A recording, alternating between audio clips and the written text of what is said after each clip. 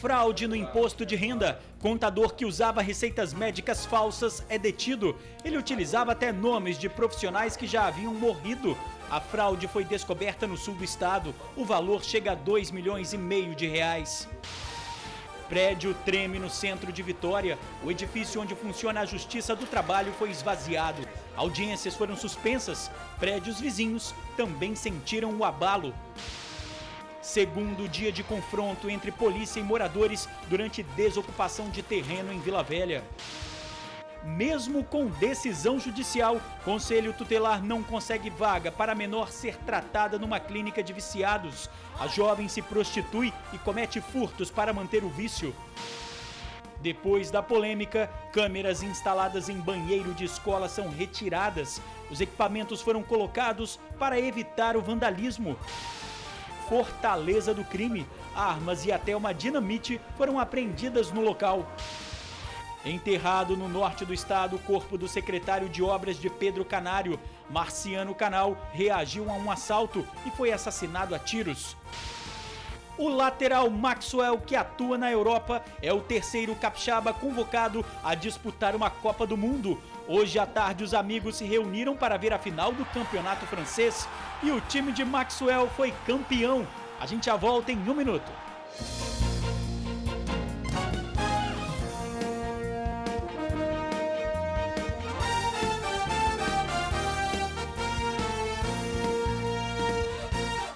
Olá, boa noite. Fim da polêmica. As câmeras instaladas em banheiros de escola da região serrana foram retiradas.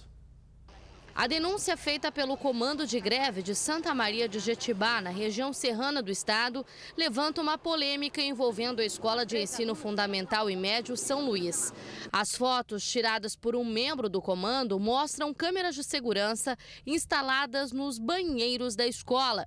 Segundo a direção da instituição, que atende cerca de 930 alunos em 3 turnos, os equipamentos foram instalados para proteger o patrimônio público, já que casos de vandalismo eram comuns. Se acontecer de quebrar alguma coisa lá dentro do banheiro, então conforme o horário a gente tem como descobrir quem entrou e quem saiu. Pela segurança dos alunos, a segurança do patrimônio escolar, né? Às vezes eles reclamavam que a porta estava quebrada, a porta principal, que as torneiras estavam quebradas. Então eles reclamavam das instalações em si, do mau uso que estava tendo, né? Então isso veio para ajudar a garantir a qualidade, né, que permanecesse então bom estado de conservação. Os equipamentos foram instalados em fevereiro, quando as aulas começaram. Segundo o Comando de Greve, o Conselho dos Pais não foi consultado, mas a escola garante que era de conhecimento de todos e que a nova medida havia sido aprovada. Coloquei para os pais que a integridade dos filhos deles estava totalmente preservada. Que as cabines não estavam sendo filmadas, que estavam sendo filmadas era só a área social do banheiro, ou seja, as torneiras e a entrada do banheiro. As câmeras dos banheiros foram realocadas para o corredor na área externa. Todo aluno que entra ou sai é visto. A mudança não fez muita diferença para a maior parte dos estudantes, já que a aceitação da iniciativa ousada da direção foi de quase 100%. Eu achei bom, por causa que de vez em quando a gente chegava no banheiro e não tinha água, a torneira estava quebrada, o espelho também. Aí foi bom. Achei interessante a história das câmeras, porque assim é mais fácil identificar os vândalos, dizemos assim, e as pessoas que estavam prejudicando a nossa escola. A primeira impressão eu achei meio estranho, mas depois eu fui acostumando, porque tem gente que só ia no banheiro para mexer no celular. Aí, particularmente, como é proibido, eu acho que foi uma boa opção também para a gente se sentir mais protegido. Para os pais dos alunos, a instalação dos equipamentos nos banheiros gerou desconforto. Alguns ainda se acostumam com a ideia, mas depois da retirada dos aparelhos, as câmeras já passaram a ser vistas com bons olhos. Desde que não esteja pegando nos sanitários, não vejo problema nenhum, é uma forma de prevenção. Claro. Bom, quando a sociedade discute medidas para combater atos de vandalismo, violência, um banheiro vigiado vira motivo de polêmica. As câmeras não estavam voltadas para a intimidade dos alunos. A direção da escola diz que a medida foi uma tentativa de coibir a destruição do colégio. Pais e alunos concordaram. Ainda assim, as câmeras são um assunto do momento numa cidade tranquila do interior. Decisão acertada ou não, a mensagem é clara. Não se pode fechar os olhos eletrônicos ou humanos para o que se passa no ambiente escolar. Tremor no centro de Vitória, o prédio da Justiça do Trabalho teve que ser esvaziado. Pelo menos 400 pessoas estavam no prédio da Justiça do Trabalho na hora dos abalos. Esta advogada aguardava uma audiência quando foi orientada a deixar o local. Eu estava aguardando uma audiência e senti um tremor. E as pessoas começaram a sair da sala, correndo. Eu entrei para ver, porque eu estava aguardando minha audiência ainda. Perguntei ao juiz, olha, tchau, vamos embora, por questão de segurança. O trânsito aqui na Avenida General Osório, em frente ao prédio da Justiça do Trabalho, no centro de Vitória, foi parcialmente interditado. O Corpo de Bombeiros chegou para fazer uma vistoria no prédio. Era por volta de 10h30 da manhã, quando funcionários e advogados sentiram um tremor. O trânsito na Avenida General Osório, no centro da capital, chegou a ser parcialmente interditado. O Corpo de Bombeiros e a Defesa Civil entraram no prédio para fazer uma vistoria. Essa não teria sido a primeira vez que funcionários sentiram tremores no edifício. Teve um dia que eu estava fazendo uma audiência, eles estavam... não param a obra, um barulho intenso, acabou caindo um pedaço de reboco dentro da sala de audiência, assim. Além dessa reforma, a suspeita é de que explosões realizadas em uma rocha no fundo do mar, na Baía de Vitória, também seriam as responsáveis pelo problema.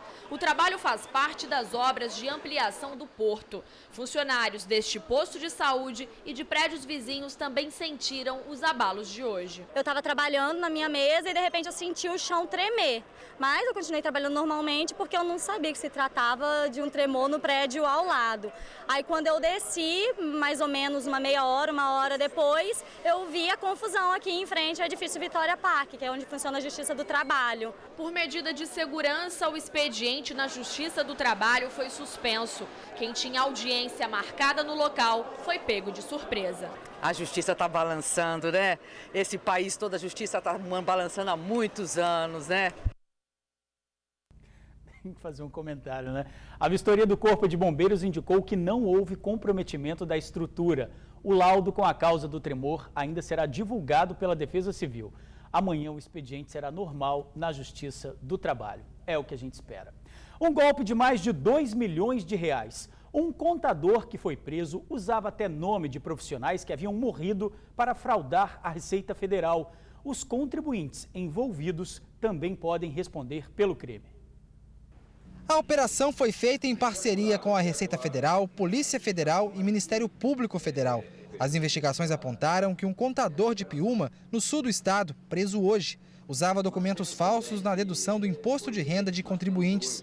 A princípio, o esquema levantou quase 2 milhões e 400 mil reais. Ele fazia declarações utilizando recibos médicos fraudulentos. No caso em questão, nós temos indícios fortíssimos de que esses serviços não eram prestados, até porque muitas pessoas arroladas como profissionais da área de saúde não eram profissionais desta área. Nós temos ali comerciantes, temos funcionários públicos, com certeza nós temos também profissionais fantasmas, porque temos pessoas ali que até falecidas, né, continuavam ainda sendo utilizadas por este profissional como sendo pessoa prestadora de serviço. As irregularidades eram feitas há pelo menos 5 anos. O que nós temos visto é que, na primeira vez, foi utilizado uma esteticista para venda de recibos falsos.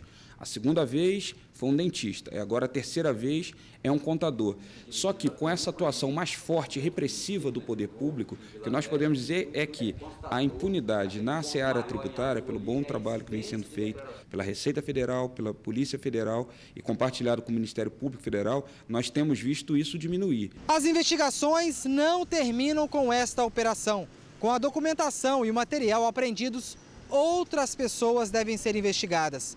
A Receita Federal acredita que a maioria dos contribuintes envolvidos sabia da prática criminosa. Por isso, de acordo com a Polícia Federal, eles podem ser responsabilizados até criminalmente. Os contribuintes podem sofrer um procedimento administrativo por parte da Receita Federal, que pode autuá-los, inclusive aplicar multa, né, por essas informações falsas que foram prestadas. Eles podem também responder criminalmente, né, por crime de sonegação fiscal, e podem ser responsabilizados perante a Justiça. mas também existe a possibilidade, como esse é um ilícito fiscal, de haver digamos, o pagamento do tributo que deixou de ser recolhido e, com isso, eles deixarem de responder criminalmente, mas, perante a Receita, vai existir a responsabilização. Segundo dia de confronto durante reintegração de posse em Vila Velha.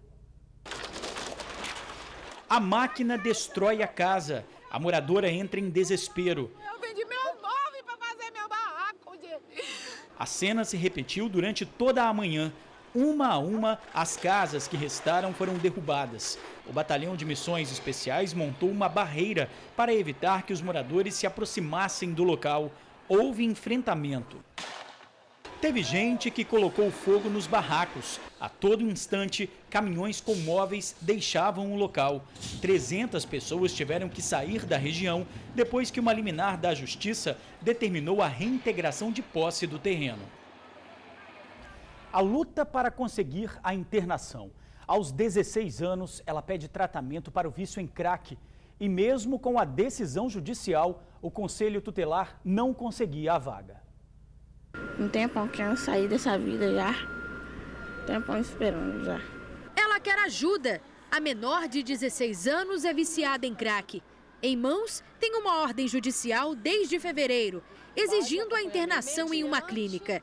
O problema é que a Secretaria Estadual de Saúde não cumpre a decisão da Justiça. A gente tem uma determinação judicial desde 25 de fevereiro deste ano para que a adolescente vá para uma clínica de internação para atendimento, porque ela está numa situação de drogadição muito forte. E até o momento eles não nos deram esse retorno. E aí eu tive que novamente retornar com ela para aqui. Quando eu cheguei, eu pedi para entrar e aí eu observei que você tem que se identificar. E quando eu me identifiquei falando que eu iria ao gabinete do secretário, pediram para aguardar que eu ia ser anunciada. E eu estou aguardando há mais de 40 minutos. Né? Sendo que já tem uma outra demanda me aguardando também. O Conselho Tutelar de Vitória acompanha a adolescente há 4 anos. Há poucos meses, ela se demonstrou interessada em receber ajuda. O desejo dela pede urgência, mas esse não é o único motivo. Durante esses 3 meses, tentando conseguir uma vaga, a adolescente continua nas ruas e se expõe à criminalidade e à prostituição para sustentar o vício. O que o vício leva você a fazer quando você está na rua? Programa, um monte de coisa. Apanhar, roubar também, às vezes. Nossa equipe foi recebida pelo subsecretário de Saúde. Ele explica que conseguir internação para dependentes químicos não é fácil, principalmente para meninas. Ainda afirma que a ordem judicial chegou fora do prazo. A Secretaria de Saúde, ela é notificada e ela conta a notificação a partir do momento que a Secretaria recebe. Então, nós temos, além da dificuldade natural na compra de vagas, a gente tem uma dificuldade também no atendimento, porque às vezes essas determinações, o adolescente ele não tem responsável, que isso dificulta muito a internação dos pacientes. A boa notícia para a adolescente é que ainda hoje ela será encaminhada a uma clínica. Hoje nós conseguimos uma vaga para ela está sendo transferida nesse momento para uma clínica no interior do estado. Bom seria sempre conseguir uma vaga sem precisar acionar a justiça. Mas, se esse é o caminho, vamos buscar os nossos direitos. Traficantes usam 2 apartamentos como fortaleza do crime. Pistola automática, espingarda calibre 12, revólver 38. Foram apreendidos também munição, touca ninja, rádios, comunicadores e até uma dinamite, além de droga. A ação da polícia começou depois de um tiroteio entre gangues de Boa Vista 1 e 2 pela disputa por pontos de tráfico. Depois da morte desta mulher, as buscas pelo assassino e pelos suspeitos do tiroteio foram intensificadas. Como há uma disputa violenta entre as gangues rivais, ela estava ali na rua e ela tinha envolvimento, os criminosos foram lá e executaram. As denúncias apontavam 2 residências utilizadas pelos bandidos para guardar armas e drogas. Imagens feitas pelos policiais mostram o estado de um dos apartamentos em que a maior parte do material foi apreendida. tiroteio e morte. Um vendedor que tinha ido ao local negociar uma moto acabou baleado e não resistiu. O crime aconteceu nesta rua, em Residencial Coqueiral. André Nunes Vicente, de 21 anos, estava na garupa de uma moto. O amigo que pilotava o veículo não ficou ferido. Quinta-feira de sol entre nuvens na Grande Vitória. Veja as temperaturas. Na Grande Vitória, em Vila Velha, Guarapari e Vitória, máxima 32 graus. No norte, em João Neiva e São Mateus, mínima 20. No sul, em Anchieta e Cachoeiro, máxima 32 graus. Na região serrana, em Santa Maria de Jetibá, mínima 15. Em Domingos Martins, 16. Maré baixa, neste momento, meio metro. Capixaba é convocado para a Copa do Mundo. O jogador Maxwell entrou na lista de Felipão e motivou ainda mais a torcida aqui no estado. Uma resenha entre amigos em plena quarta-feira à tarde, com direito a cerveja gelada e futebol. Esta galera enforcou o trabalho por uma causa que para eles é bem nobre: comemorar a convocação do capixaba Maxwell para a Copa do Mundo no Brasil. A gente ficou orgulhoso dele ter chegado onde ele chegou. E ele é o nosso representante na Copa do Mundo. Desde o momento em que Felipão convocou o primo, o sorriso está estampado no rosto de Victor. Segundo ele, o novo lateral da seleção estava otimista. A gente recebeu da melhor maneira possível, tá todos os familiares super felizes e agora vamos esperar a Copa para concretizar esse sonho, né? Bernardo ensinou ao amigo alguns fundamentos do futebol. O reconhecimento do aluno está no autógrafo. O orgulho está no carinho do professor. Felicidade grande, né? A gente que acompanhou ele desde a época de criança, que jogava no João Nery ali, na Várzea, em Santo Antônio, e hoje ver ele disputando a Copa do Mundo. O sentimento é de felicidade. Além de Maxwell, os responsáveis por conquistar o Hexa são os goleiros Jefferson, Júlio César e Victor, os zagueiros Dante, Davi Luiz, Henrique e Thiago Silva, os laterais Daniel Alves, Michael e Marcelo, os meias Fernandinho, Hernanes, Luiz Gustavo, Oscar, Paulinho, Ramires e William, e os atacantes Bernard, Fred, Hulk, Jô e Neymar. A torcida dos amigos surtiu efeito para que a quarta-feira de Maxwell terminasse perfeita. Hoje, lá na França, o time dele, o PSG, se sagrou campeão francês. Foi o 29º título na carreira do capixaba. E o 30º título pode ser no Brasil. A seleção com ele é a seleção campeã, sem dúvida. Vamos torcer, né? E amanhã a Vitória recebe a Taça da Copa. Ela fica exposta no Shopping Vitória de 9 da manhã às 9 da noite. E a seguir, é enterrado o corpo do irmão do ex-prefeito de Pedro Canário. Ele reagiu a um assalto e foi morto. A gente já volta. Foi enterrado hoje à tarde o corpo do irmão do ex-prefeito de Pedro Canário. Adelino Canal foi morto quando estava em um bar com a mulher e o filho. Ele foi assassinado a tiros depois de reagir a um assalto.